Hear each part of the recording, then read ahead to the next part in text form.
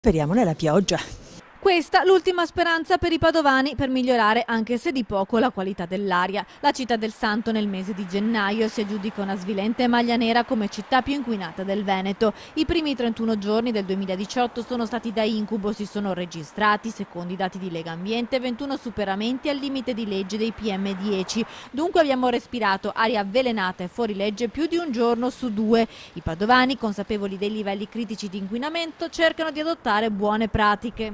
Invece fortunatamente sono a piedi e ne approfitto, sia perché fa bene fare questo movimento e anche si limitano gli inquinamenti.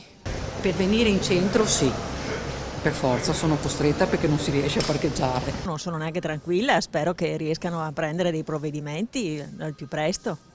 Appunto, maggiori provvedimenti, questo chiedono all'amministrazione, un appello condiviso con Legambiente che oltre al blocco degli Euro 3 esorta il comune ad adottare misure più drastiche e a ridare priorità al trasporto pubblico. Il problema è questo, che a volte si è costretti perché gli orari dei mezzi pubblici sono pochi e bisogna arrangiarsi. Si fa il possibile, bisognerebbe incentivare il servizio.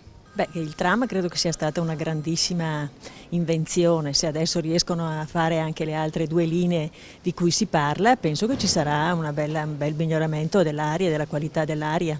Intanto il semaforo rosso che vieta la circolazione in provincia a quasi 150.000 veicoli durerà anche oggi e verrà tolto solo dal prossimo lunedì.